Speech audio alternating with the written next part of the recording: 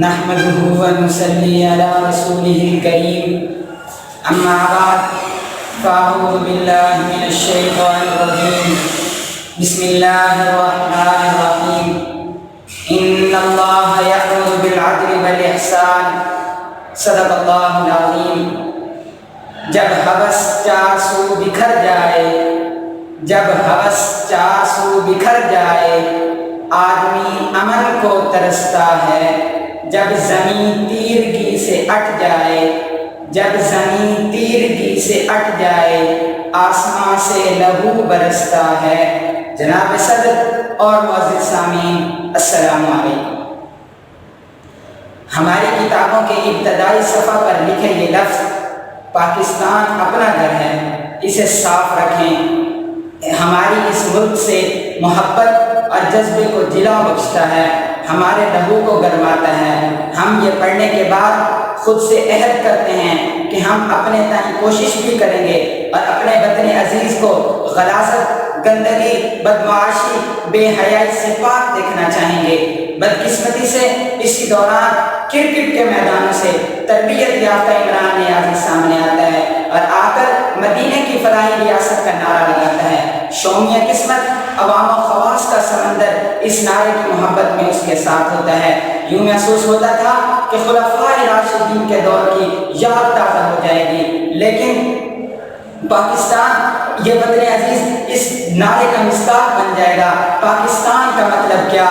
لا الہ الا اللہ۔ لیکن عمران خان صاحب تبدیلی کا نعرہ لگاتے ہوئے اقتدار میں آتے ہیں۔ ہوتا کیا ہے؟ مجھ میں کتنے راز ہیں بتلاؤں کیا، مجھ میں کتنے راز ہیں بتلاؤں کیا، بند ایک مدت سے ہوں کھل جاؤں کیا۔ جناب صدر، جب سے یہ نام نہاد حکومت اقتدار میں آئی ہے، یوں سمجھیے کرپشن اقتدار میں آئی ہے۔ جب سے یہ حکومت اقتدار میں آئی ہے، بدمعاشی اقتدار میں آئی ہے، بے حیائی اقتدار میں آئی ہے، قتل و غارت اقتدار میں آئی ہے۔ زینب قتل کیس میں عمران خان نے جو اپنی دکان چمکائی، وہ تقریریں کہ جب حکمران چور اور ظالم ہوں تو اس طرح کے واقعات عام ہوتے ہیں۔ جناب عمران خان، آپ کے دور حکومت میں سہیوال میں معصوم بچوں کے سامنے ان کی ماں کو گولیوں سے بھون دیا گیا، لیکن آپ قطر بھاگ گئے۔ جناب صدر، عمران خان صاحب کے دور میں گجر پورہ میں معصوم بچوں کے سامنے ان کی ماں کے ساتھ سڑک پہ بے حیائی کی گئی، لیکن ہوتا کیا ہے؟ ملال یہ تھا کہ سرے بازار لوٹی تھی عورت کی عزت، ملال یہ تھا کہ سرے بازار لوٹی تھی عورت کی عزت، اور ظلم یہ کہ حاکم وقت ریاست مدینہ کا دعوے دار تھا۔ جناب عمران خان، میں آپ سے اور آپ کے وزیر باتدبیر علی محمد خان اور کلمہ کی قسمیں اٹھانے والے شہریار افریدی سے پوچھنا چاہتا ہوں کہ کیا اب عرش نہیں کانپتا؟ یہ عرش صرف نواز شریف کے دور میں کانپتا تھا، اب آپ خاموش کیوں ہیں؟ اب آپ کو رات کو نیند کیسے آ جاتی ہے؟ شاید کہ آپ بھنگ پی کر سو جاتے ہوں گے۔ جناب عمران خان، پنکی بی بی کی گاڑی کو روکنے پر راتوں رات ویڈیو بدل دیا جاتا ہے۔ جناب عمران خان،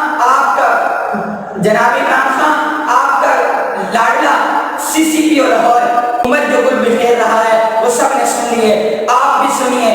جس دیش میں ماؤں بہنوں کو اغیار اٹھا کر لے جائیں، جس دیش میں ماؤں بہنوں کو اغیار اٹھا کر لے جائیں، جس دیش کے قاتل حکمرانوں کو اشراف چھڑا کر لے جائیں، جس دیش کی کورٹ کچہری میں انصاف تکوں پر بکتا ہو، جس دیش کی کورٹ کچہری میں انصاف تکوں پر بکتا ہو، جس دیش کے منشی قاضی بھی مجرم سے پوچھ کے لکھتے ہوں، جس دیش کے منشی قاضی بھی مجرم سے پوچھ کے لکھتے ہوں، جس دیش کے عہدے داروں سے عہدے نہ نبھائے جاتے ہوں، جس دیش کے سادہ لوگ انسانوں کو وعدوں پہ نکالا جاتا ہو، اس دیش کے ہر ایک لیڈر پر سوال اٹھانا واجب ہے، اس دیش کے ہر ایک حاکم کو سولی پہ چڑھانا واجب ہے۔